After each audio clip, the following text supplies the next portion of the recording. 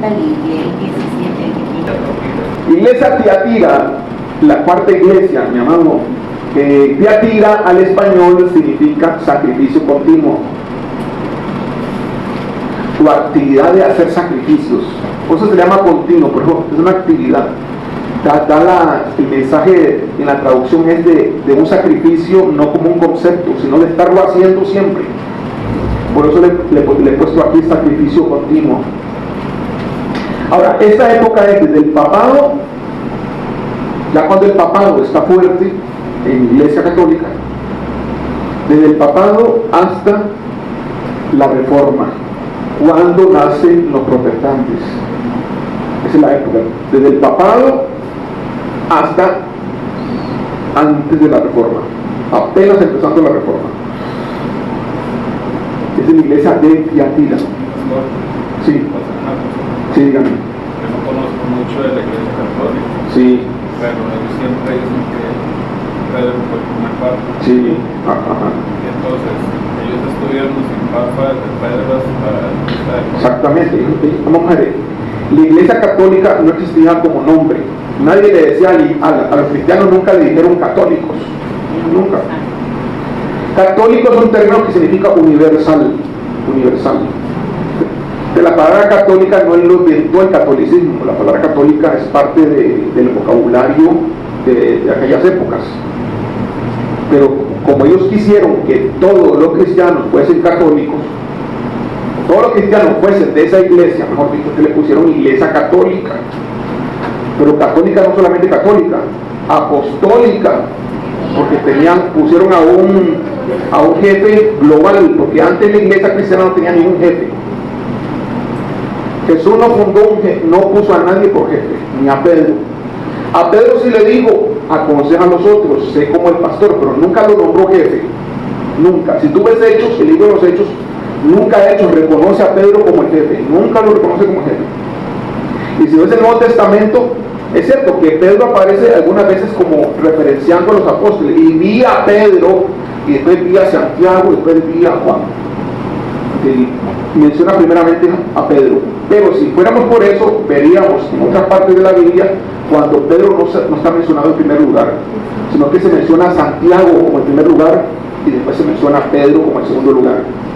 Entonces, la Iglesia Católica hace uso de los versículos y los tuerce, pero los tuerce, pero así, y usted dice, no me vengas con ese cuento. Pero los católicos creen eso. Aquí tenemos una persona que vino aquí a la iglesia, que era católica, y ella supuestamente decía que entendía la Biblia. Ya tiene 3 semanas de estar congregándose con nosotros. Dice, pastor, ahora sí entiendo la Biblia. Digo, ¿cómo que ahora sí entiende la Biblia? Que antes no la entendía, así es la misma. La Biblia católica es la misma que la misma. Usted tenía Nueva Jerusalén, ¿verdad? Sí.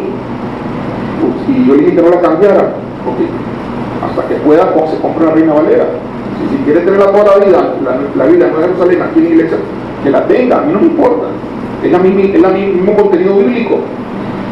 Porque si conocía la Biblia antes, porque leía bastante la Biblia, siendo católica, porque ahora dice, con 3 reuniones que ha venido, que ahora se entiende. Porque antes, no sé qué pasaba, dice, pero antes todo lo entendía al revés. Y ahora lo entiendo bien.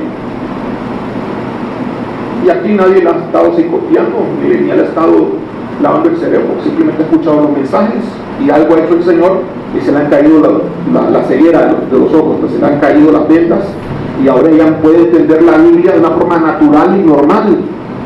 Pero lo que es la religión católica tergiversa el significado de todos los versículos.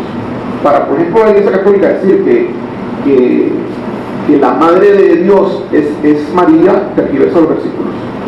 Para la Iglesia Católica decir que es correcto bautizar a los niños desde chiquiticos, desde que nacen, también tergiversan los versículos. O sea, la Iglesia Católica es experta en eso. Si algún cristiano no tiene buen fundamento, no me extraña que ese cristiano se convierta al catolicismo. Yo he visto ahí uno que otro cristiano convertirse al catolicismo, una cosa más rara, porque no entendió el evangelio y no entiende que Dios odia todo lo que es la santería, ellos odian todo lo que es la idolatría, y lo está haciendo desde acá, pues, en Apocalipsis, y no es posible que también se le dé explicación a los ídolos y que la gente crea el mismo cuento, pues, de que es todo cómic, que es la foto de mamá, la foto del tío, que no, lo tenemos nada más por ahí, ¿verdad? Pero viene el yeso, se pone el yeso ahí, Cristo crucificado, le dan un beso al yeso, le besan los pies, le besan el codo, le besan la cara. Eso es una idolatría total y absoluta. Sí. Y ellos lo que dicen es, porque hoy he mencionado a varios sacerdotes, no es idolatría, sino que es una representación. Pues por eso mismo, es un juego de palabras y de engaños, ¿no? Quieren engañar a la gente. Ok, eso fue la pregunta, hermano, yo te respondí algo. Bueno, Pedro nunca fue papa de nadie, ni Juan fue papa, ni Pedro, o sea, el papado. Habían algunas personas que se querían convertir en el jefe de todos los cristianos antes de papado, sí hubieron, pero nunca hubo un papa como tal, como jefe de todos, hasta que Constantino designó el papado para mantener la unidad de los cristianos. ¿Por qué? Porque los cristianos no es que estaban divididos, en cierta manera estaban organizados por iglesias, nadie era jefe de nadie, aunque no lo crea por tanto tiempo. Simplemente eran iglesias con pastores, y así, iglesia con pastores, iglesia con obispos, y algunos ministerios que tenían más de una iglesia, como por ejemplo el apóstol Pablo, que era apóstol y tenía 15 iglesias, 20 iglesias a su cargo. Eso es lo que existía, pero no había un papado. Pero nunca Pablo se eligió como, el que se pudo haber elegido como un papa en aquellos tiempos puede haber sido Pablo, ningún otro más, porque solo Pablo tenía tantas iglesias a su cargo, y no era el jefe de las iglesias, Pablo era el apóstol. Ustedes leen las cartas, nunca ven a Pablo como si fuese el jefe. Él les dice, ¿por qué hicieron? Y les reclama, sí les reclama, pero nunca se ve que las iglesias lo acepten a él como el jefe, sino como el apóstol, como un hermano más. De ahí se dice que el nicolaísmo entró en la iglesia católica, porque comenzó a haber jerarquía y comenzó a haber mandos de autoridad. La persona que hoy diga que no le hace caso al padre, o no le hace caso al obispo, lo excomulgan de la iglesia católica, y peor al papa, pues no. Entonces, eso es obligatorio para un católico. Lo que diga el padre, aunque no lo entienda el católico y no lo comprenda, tiene que decirle que sí. Esa es la parte de jerarquía de mando que hay y que se tiene que respetar en la iglesia. El papado inicia entonces acá, ya oficialmente, en esta época. Aunque Constantino lo fue armando, esta es la época ya del reinado completo de la iglesia católica en cuanto al papado. Hasta la reforma, esta es la época, hasta la reforma. Recuerden que Constantino está por el año 300 y algo, ¿verdad? Pero Constantino fue el precursor de toda la filosofía del catolicismo en sus inicios. Ya les dije dónde María la nombraron reina del cielo, ¿verdad? A María. ¿En dónde fue que la nombraron reina del cielo? En Éfeso. Correcto. Eso está en la historia, así que eso no es, no crean que alguien se esté inventando algo acá, está en la historia. Simplemente buscar documentos históricos y listo. Tiatira, seguimos con Tiatira entonces. Yo voy a usar la Nueva Traducción Viviente. Voy a leerlo un poquitito diferente a la Reina Valera. ¿Por qué voy a usar la traducción viviente? Porque hay partes que lo dice de una forma más bonita, más clara, por así decirlo. Dice así: escribe esta carta al ángel de la iglesia de Tiatira. Este es el mensaje del Hijo de Dios, el que tiene los ojos como llama de fuego. ¿Cómo va el asunto ahí? Bien.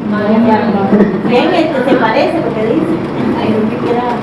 ¿Cómo va? Recuerden que cuando él se presenta por alguna razón como se presenta.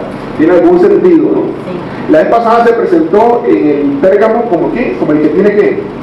La espada de dos filos. Y aquí se está presentando como el que ¿qué? El que tiene los ojos como llama de fuego. El que eso va siendo bueno o no va siendo bueno. No va siendo bueno, porque él está examinando. ¿Qué significa los ojos como fuego? Ira. Hay algo que no le gusta, ¿verdad? Significa también infección, ¿verdad? Que nada se le va a escapar, pues que él todo lo ve, pero puede significar también ira. Ya aquí empezamos que hay algo que aquí no le va a gustar de esta iglesia que admira a Jesús. El que tiene los ojos como llamas de fuego y que también dice, el que tiene los pies como bronce bruñido, es ahí en Reina Valera. Aquí yo la tengo como bronce pulido. Por eso usa traducción viviente. Los pies de bronce pulido. ¿Qué significa los pies de bronce pulido? Juicio. ¿Quién quiere ser juzgado? ¿Quién quiere ser juzgado? No, nadie quiere ser juzgado, ¿verdad? El asunto no es feo cuando alguien es juzgado. Aquí todos somos culpables de una u otra manera, entonces mejor no. Pero aquí a Catira sí se le presenta así. Significa que puede juzgar el Señor hoy también. Versículo 19, ¿cuál es lo que no traducción viviente? Ok, aquí dice, pero yo sé que todo lo que haces, yo conozco tus obras, dice ahí en la suya, ¿no? A todos dice lo mismo, yo sé que todo lo que haces, he visto tu amor, tu fe, tu servicio y tu paciencia con perseverancia. Y veo tu constante mejoría en todas estas cosas. ¿Cómo lo tiene usted ahí en Reina Valera? Dígalo duro, alguien que lo diga duro. Yo conozco tus obras y amor y fe y servicio y tu paciencia, y que tus obras postreras son más que las primeras. O sea, tus obras postreras son mejores o más que las primeras. ¿Esta iglesia está bien o está mal? Hasta allí. Está bien, ¿no? ¿De qué lo está alabando? Lo está alabando del amor. Que, vea, tenía amor. Eso le reprochó a Éfeso. Tenía servicio. Tenía fe. Tenía paciencia. ¿Quién le gustaría estar en una iglesia así? ¿O a quién le gustaría pastorear una iglesia así? Pues se ve muy bien, se ve excelente. Le podríamos dar un premio por eso. Pero ¿qué dice? Siempre hay un pero por ahí. ¿No? Pero tengo una queja en tu contra. No sé qué dice en la Reina Valera, cómo lo presenta. Unas cosas. Pero tengo una queja en tu contra. Permites que esa mujer. ¿Cuál es esa mujer? Y ahí está la chica de los ojos de humo. No, la chica de humo es la de Manuel. Esa es la chica de humo, de Jezabel. Jezabel.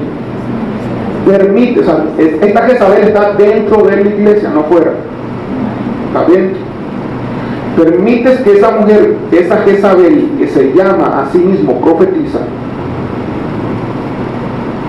lleve a mis siervos por mal camino. Veamos aquí un poquito a Jezabel, ¿no? Jezabel se viste como corderito, ¿verdad? Tiene la palomita ahí, la palomita de la paz. Está dentro de la iglesia, no fuera. Y es un espíritu demoníaco, a propósito, ¿no? Todo lo que hemos visto hasta ahora, por si no sabían, Balán, Nicolaítas, son demonios hoy. Casualmente sale lo que el gato Sí, o sea, yo echaba a Jezabel. Me llama la atención por qué no hemos echado a tantas Jezabeles. Me llama la atención eso. ¿Será que se esconden? Porque en Estados Unidos a cada rato aparece esa Jezabel en las iglesias de Estados Unidos. ¿Por qué le estoy diciendo esto? Porque yo veo muchos videos de Estados Unidos de liberación, de gente que libera. Y Jezabel es como la brujería en Costa Rica. El demonio más famoso en este país, de las liberaciones que hemos hecho, que llevan como 1000 liberaciones realizadas, yo llevo como 350, y el resto de mi equipo lleva el resto. Juntos llevamos un poco más de 1000 vibraciones hechas. De todas esas vibraciones, por estadística, el 80% de los demonios que hay en todos es brujería. Sí, Señor. Hasta el cristiano más consagrado, brujería. Porque la brujería se le echó el tío, la brujería se le echó el hermano, la brujería se le echó quien le odia a la persona. Nunca hubiera pensado estas cosas aquí. La verdad es que yo era muy ignorante, hace unos 3, 4 años atrás, yo era muy ignorante, yo nunca, sinceramente, hubiese pensado eso. En Costa Rica, no hay brujería, tal vez en África, ¿no? Tal vez en Haití, tal vez en Cuba, que hay santería, pero en Costa Rica. Si en Costa Rica ese porcentaje de brujería existe, significa que en cualquier parte del mundo también, en todo lugar. Increíble. Aquí en Acerrí hay como 7 brujos, no sabían, aquí en Acerrí. En la costa hay como 4 que yo conozca. Y no es que los conozco por los ojos, los conozco por nombre, porque en las liberaciones que he hecho, salen los brujos ahí. Y que los he tenido que enfrentar. Muchos de ustedes, o algunos de ustedes son testigos de eso, de esos brujos. Cerquita, aquí cerquita. En Desamparados no me ha salido que diga que un brujo está en Desampa Centro. Eso no me ha salido. Ni en Gravilla, ni por venir. Entonces, bueno, sí, en la Forintera hay 2 brujos que son sobrinos del padre Mayo. La misma puede ser sobrino hasta suyo también, quién sabe. Puede ser cualquiera, o sea, no porque sea el hermano minor, puede ser cualquiera, puede ser de uno usted mismo, de mi persona, o sea, las familias son así. Sí, pero me refiero que me di cuenta por eso. Sí, me hizo gracia. Sí, pero eso puede ser cualquiera, mi amada. Uno puede tener un familiar que hace brujería y no te estás dando cuenta. Te das cuenta después de la enfermedad, en una liberación. Antes no.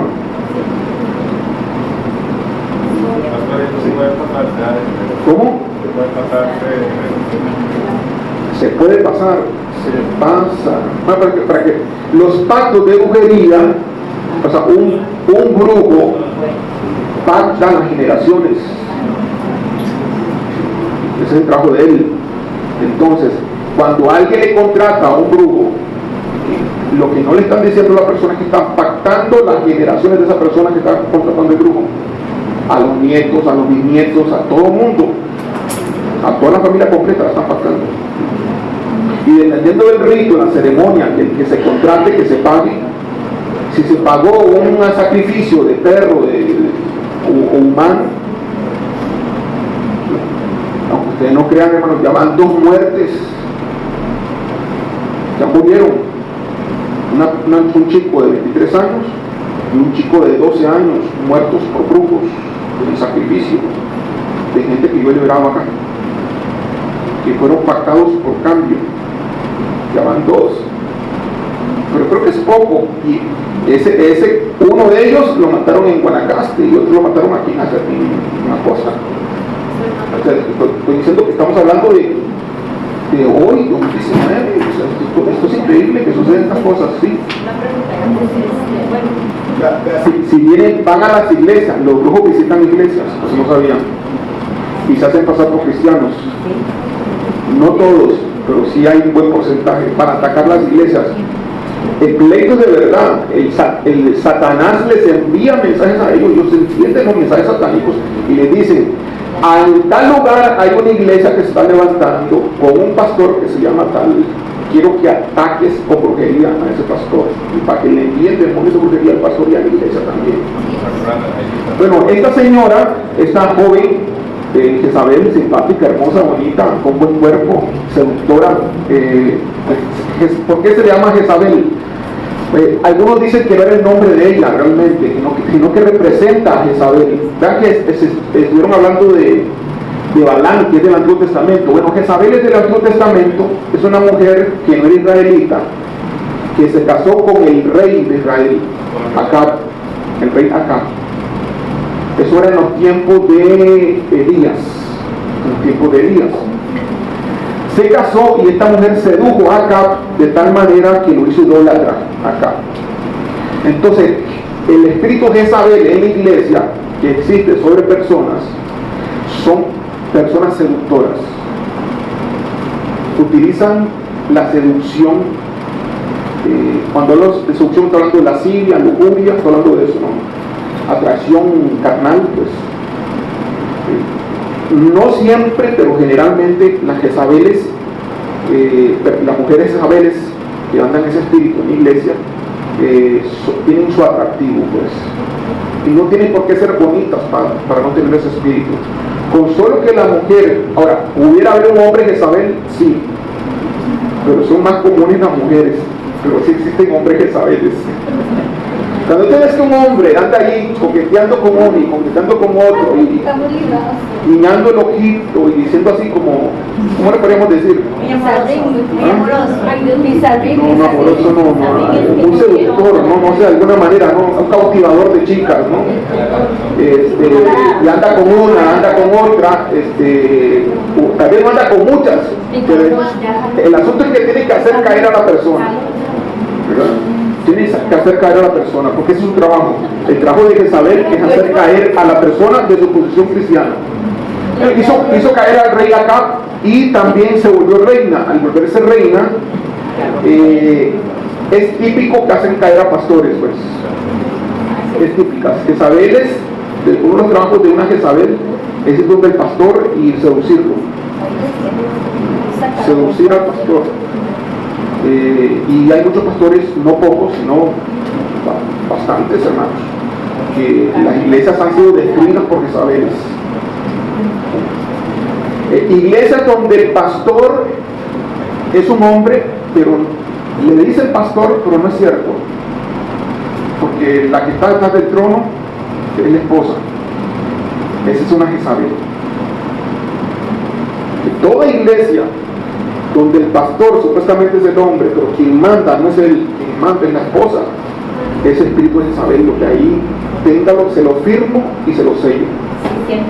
Pero lo que estoy diciendo, porque yo sé de esto y yo he liberado a pastores también. Otra cosa que tiene que saber es que es pitoniza, profetiza, pues. Dice allí, se cree que es profeta, pues. Y generalmente los pastores las nombran como la profeta de la iglesia. Entonces hay iglesias que tienen a profetas que profetizan a la iglesia, tienen la delegación del pastor de que lo hagan, y la iglesia se va con todo el engaño de Jezabel, todo es fatal. Si tú miras el fruto de Jezabel, vas a esa persona y la ves y le ves el fruto, y dices, por los frutos te vas a ver cómo se comporta su casa, cómo está su casa, cómo es ella, su cristianismo, cómo es. Vas a encontrar que está podrido. Y la palabra de Dios es clara: por los frutos conoce el árbol.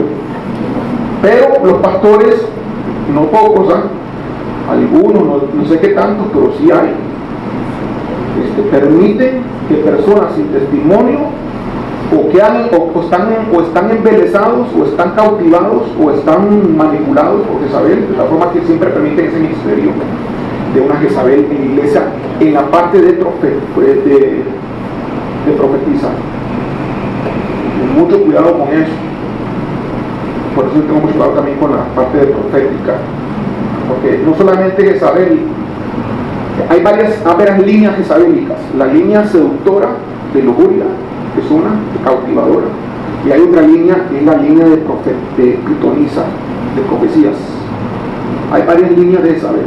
Jezabel tiene muchas características. Personas que le gusta a otra persona dentro de la iglesia, pero esa persona o tiene novio, o tiene una novia, o está casado. Y quiere hacer de alguna forma, de alguna manera, lograr cautivar a esa persona. Se está metiendo en el terreno de Jezabel. y es muy probable que esa persona no se corrige, tenga ese espíritu jezabélico.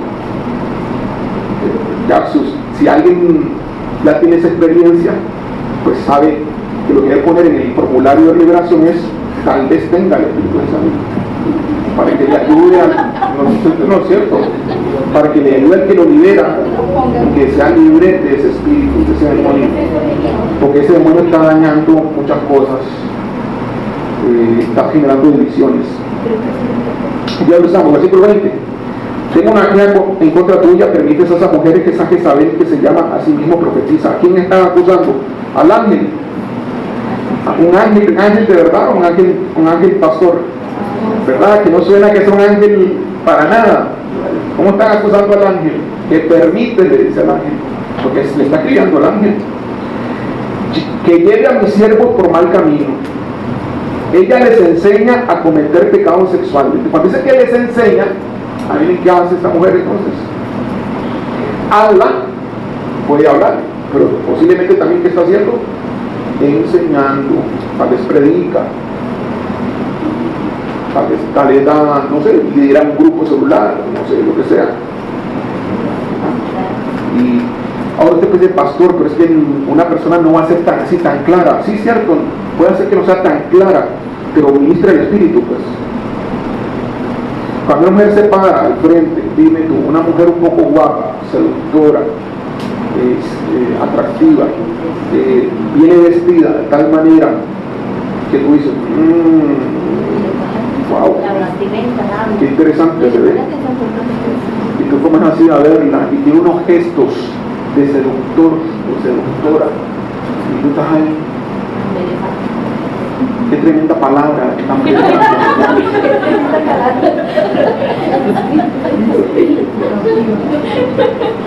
y tras de eso, mientras agarra el micrófono, ¿verdad? Y todo lo que hace, lo hace con gestos de seducción.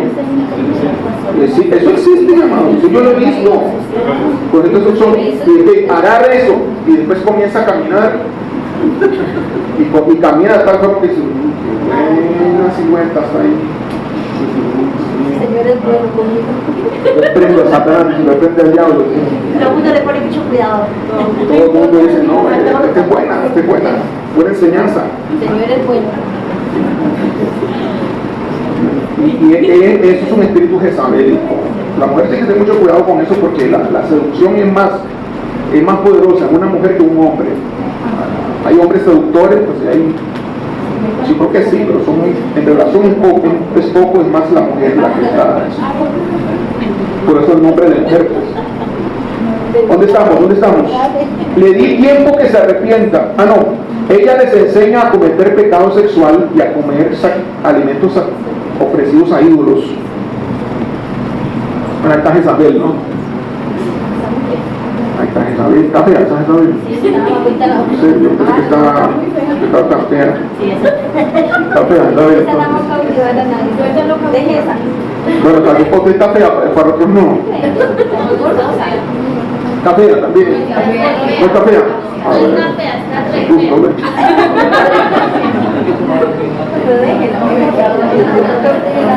Ok, ya dice que les enseña a cometer pecado sexual y a comer alimentos ofrecidos a los ídolos. Esto es simbólico, ¿verdad? En aquel tiempo era real, ¿no? Esto era real en aquel tiempo.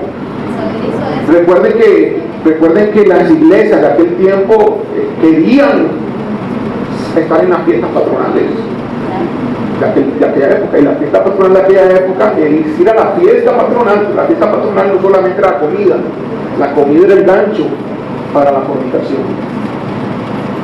La iglesia luchaba muy fuertemente contra eso y permitía que gente así estuviese en la iglesia y no cambiaban y no se arrepentían, que se hacían los tontos los pastores y seguían predicando y no tocaban el tema, y por eso son reprendidos aquí. Tiatira es una de ellas. ¿Quién más fue una de ellas? Pérgamo también. ¿Quién más? Solo esas dos, ¿verdad? Llevamos. Ok, le di tiempo para que se arrepintiera, pero ella no quiere abandonar su inmoralidad. ¿Está claro? Sí. Por tanto, dice aquí, versículo 22, la arrojaré en una cama de sufrimiento. Algunos dicen que en la Reina Valera dice la arrojaré en cama. Así dice.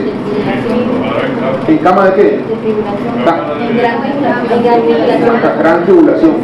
Bueno, algunos dicen que es una enfermedad, otros dicen que es sufrimiento.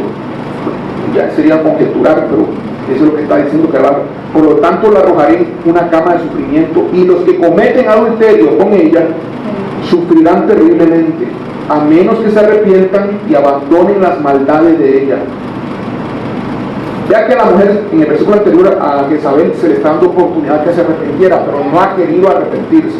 Ahora se le está dando oportunidad a los que han adulterado con ella a que se arrepientan. ¿Verdad que Jesús siempre es un Dios de misericordia? Lo que pasa es que ya es el extremo, cuando ya no quieren cambiar. Versículo 23. Heriré de muerte a sus hijos si no se arrepienten, ¿verdad? Entonces todas las iglesias sabrán que yo soy el que examina los pensamientos y las intenciones de cada persona, y le daré a cada uno de ustedes lo que se merezca. ¿Cómo está el asunto acá? ¿Fuerte o no está fuerte? Pero, versículo 24, pero tengo un mensaje para el resto de ustedes en Tiatira. Me llama la atención porque aquí como que separa la iglesia. Es la única iglesia que se le trata en dos partes. Una parte que siga a Jezabel y otra parte que no siga a Jezabel. Es la única iglesia, porque en las otras a todos se les aplica la misma medicina, pero acá no, aquí hace una separación. Aquí dice, pero también tengo un mensaje para el resto de ustedes en Tiatira, los que no han seguido esa falsa enseñanza. Verdades más profundas, como ellos la llaman, que en realidad son profundidades de Satanás. ¿Qué hacía entonces más Jezabel? Además de cometer fornicación, por así decirlo, y inmoralidad. ¿Qué hacía? Enseñaba verdades, bueno, las profundidades de Satanás, dice ahí en Reina Valera. ¿Lo ven en la Reina Valera? ¿De qué significan las profundidades de Satanás? Imagínense lo profundo de Satanás. ¿Cómo se llama lo profundo de Satanás? Lo que está oculto, pues. Ocultismo, pues. Era una bruja, la señora esta, pues. Una pitonisa, pues es lo que venimos hablando, el ocultismo. De alguna manera ella enseñaba algo que los cristianos sí podían hacer, según ella, pero los introducía en la parte de la magia, de la brujería o la hechicería. Dice que era una falsa enseñanza, dice acá, pero también tengo, versículo 24, un mensaje para el resto de ustedes, en Tiatira, los que no han seguido esa falsa enseñanza, las verdades más profundas, como ellos la llaman, que en realidad son profundidades de Satanás. No les pediré nada más, solo que retengan con firmeza lo que tienen hasta que yo venga. A todos los que salgan vencedores y me obedezcan hasta el final, les daré autoridad sobre todas las naciones. Que viene aquí el premio para los que obedecen. Les dará autoridad sobre todas las naciones y gobernarán las naciones con vara de hierro y las harán pedazos como si fueran ollas de barro. Tendrán la misma autoridad que yo recibí de mi Padre, y también les daré la estrella de la mañana. Todo el que tenga oídos para oír debe escuchar al Espíritu y entender lo que Él dice a las iglesias.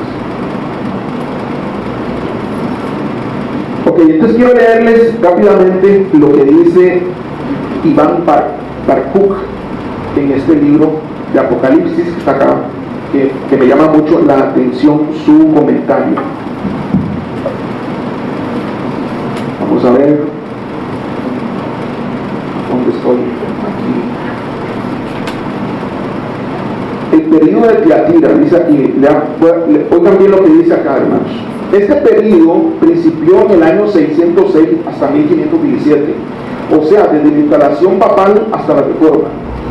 De modo que este período podrá llamarse el período del papado.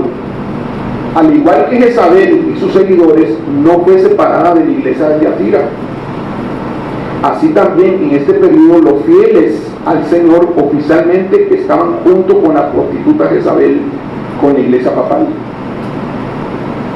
Que recuerden que aquí habían en la iglesia dos grupos: un grupo a favor de Jezabel y otro grupo que no le hacía caso a Jezabel. Aquí está diciendo que los que le hacían caso a Jezabel eran los católicos, la iglesia papal, y que había otro grupo que había quedado que no le hacía caso a la iglesia papal. Eso es lo que está diciendo acá. Sin embargo, hubo ya entonces muchos creyentes bajo distintos nombres que estuvieron separados de la iglesia oficial. Especialmente estaba entonces un apogeo, un fuerte movimiento llamado paulista, grupo al que la iglesia oficial perseguía. ¿Por qué paulista? Por Pablo. Un grupo que decía, somos seguidores de Pablo, de Jesús, pero también de Pablo. No está mal, no estaban adorando a Pablo. Grupo al que la iglesia oficial, es la católica, perseguía rigurosamente, logrando exterminar a centenas de miles. Pero hubieron muchas almas genuinamente entregadas y consagradas a Dios dentro de la misma iglesia oficial. Es decir, que dentro de la misma iglesia católica habían algunos que no se habían corrompido todavía. Como está diciendo acá, se hace una separación. He aquí Jezabel era pagana, casada con un hebreo, era un matrimonio ilegal y prohibido por Dios. Lo mismo sucedió entre la iglesia y el mundo. Es verdad que cuando entonces el mundo pagano, con Constantino, el emperador, al frente, se amistó con la iglesia, no era todavía esa Jezabel. Claro, porque eso, cuando pasó eso, fue en el periodo pasado, en la iglesia de Pérgamo. Ahora estamos en la iglesia de Tiatira. Pero pronto descendió la iglesia al nivel de Jezabel. ¿Dónde? En la iglesia de Tiatira. De modo que aún en el periodo de Tiatira estaba desempeñando su papel plenamente. Jezabel dominaba a su esposo. A eso mismo llegó la iglesia, tratando de dominar a los reyes y mediante ella el mundo entero. Especialmente la iglesia occidental obtuvo poderes reales y de tal grandeza que los reyes y emperadores le eran sujetos. Okay, aquí la iglesia católica tenía dos ramas: la iglesia oriental, Asia, África, y la iglesia occidental, que es básicamente era Europa en aquella época, y después América. Jezabel era adúltera. Cuando dice Jezabel, ¿está hablando de quién entonces? De la iglesia católica. Jezabel era adúltera, no era mejor en ese periodo la iglesia. Ella no obtuvo un divorcio oficial con Cristo e hipócritamente lo veneraba como marido suyo legal, pero con todo su corazón se unió al mundo y vivía con él. En lugar de servir a Dios, la iglesia papal se hundió en la política, solapadamente arreglando documentos para el dominio de ciertos territorios, acordando con los gobernantes terrenales acuerdos y concordatos favorables para sí misma. Ella trataba de dominar al mundo hasta la venida de Cristo. Por eso, aquello que Cristo rechazó en el tiempo de la tentación en el desierto, los papas lo aceptaron en las manos sucias de este mundo sin titubeos. Jezabel se consideraba profetisa, así también la iglesia papal, hasta la fecha se considera la única portadora de las verdades proféticas. Ustedes saben que la iglesia católica dice hoy que si usted no es católico, usted se va para el infierno. ¿Quiénes saben eso? El que no es católico se va para el infierno. Eso está dentro de las enseñanzas del catolicismo. Eso todo católico lo sabe. Y por eso amedrentan a los que se quieren ir de la iglesia con ese mensaje. Jezabel introdujo la idolatría. Lo mismo hicieron las dos iglesias, la del Oriente y la Occidente católica, introduciendo la adoración a las imágenes, estatuas, reliquias y santos.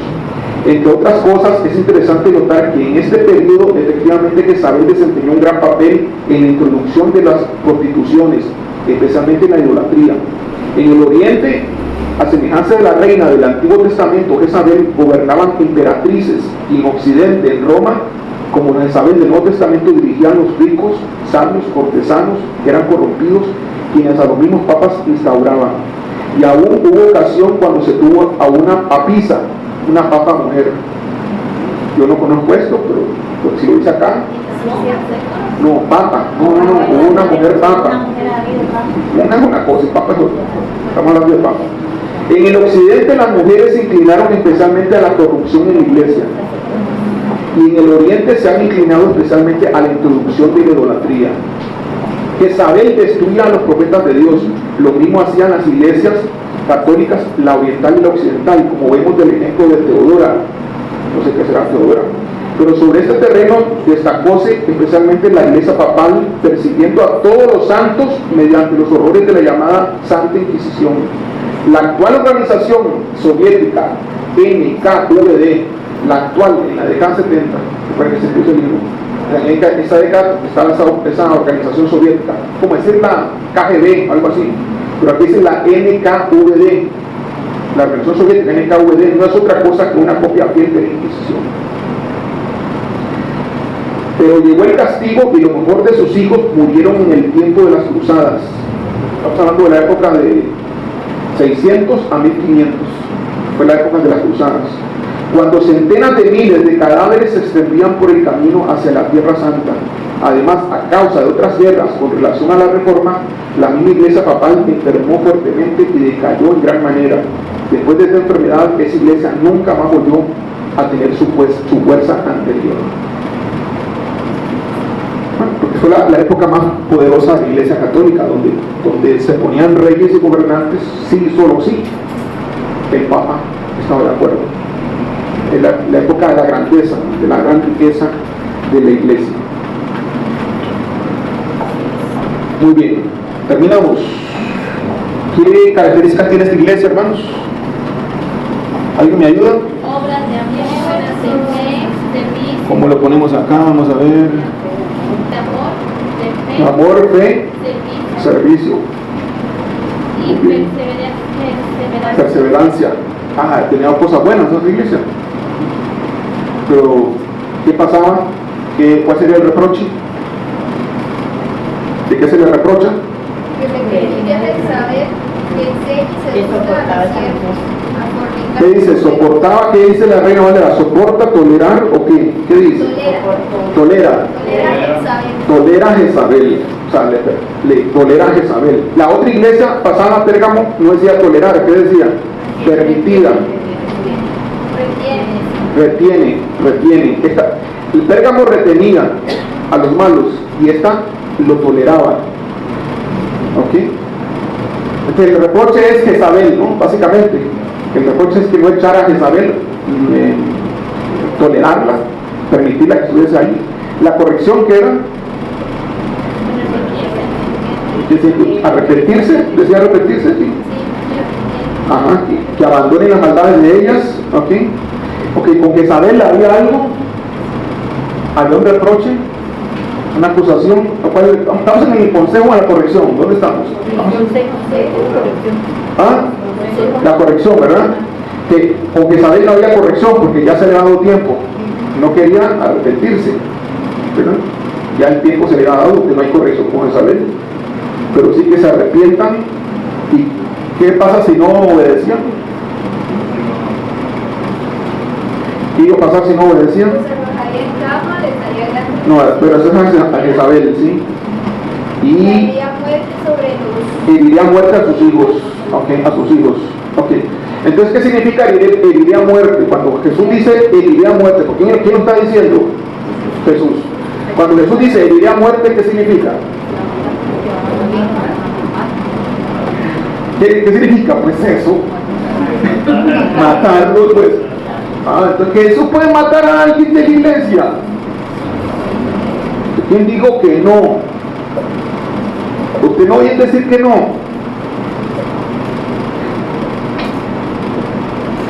¿Ese Jesús que se predica, este Jesús que está aquí? ¿O estamos equivocados nosotros al leer este versículo? ¿Ah? ¿Son de gente de la iglesia o no son gente de la iglesia? ¿Son gente dentro de la iglesia, sí o no? Son gente dentro de la iglesia, ¿verdad? Ok, pero había un grupo que es como dos iglesias acá, ¿verdad? Hay un grupo separado de esta. Dentro de la misma iglesia hay otro grupo que no se le aplica una acusación ni una corrección. ¿Sí? Se ve claramente, ¿verdad? Sí. Dice, a ellos no les voy a pedir nada más. O sea, con lo que ya tenían fe, amor, servicio, con eso era suficiente, no les voy a pedir nada más. Pero a los que salgan vencedores, tanto los que están pecando, ya sea que se arrepientan, como los que no están pecando, si salen vencedores, ¿cuál sería el premio? Gobernaría las naciones, ¿y qué más? naciones. Y le va a dar la estrella de la mañana. ¿Quién es la estrella de la mañana? Jesús. Jesús es la estrella de la mañana. Ahora no sé si la estrella de la mañana va a ser una estrella que lo represente a Jesús o va a ser el mismo Jesús, pues. ¿Quién quiere a Jesús como regalo? Pues que más quiere, ¿verdad? Que le va a dar la estrella de la mañana y autoridad sobre todas las naciones como gobernante. Recuerden que somos reyes y sacerdotes y que vamos a gobernar. Nuestro llamado como hijos de Dios es gobernar las naciones, no solamente las naciones de la tierra incluso, sino las naciones de donde sea que existan naciones, porque somos la realeza, los hijos del rey de todo el universo. Muy bien, mis amados, hasta aquí llegamos. Entonces la próxima semana veríamos la iglesia de, ¿qué sería? Sardis y Filadelfia.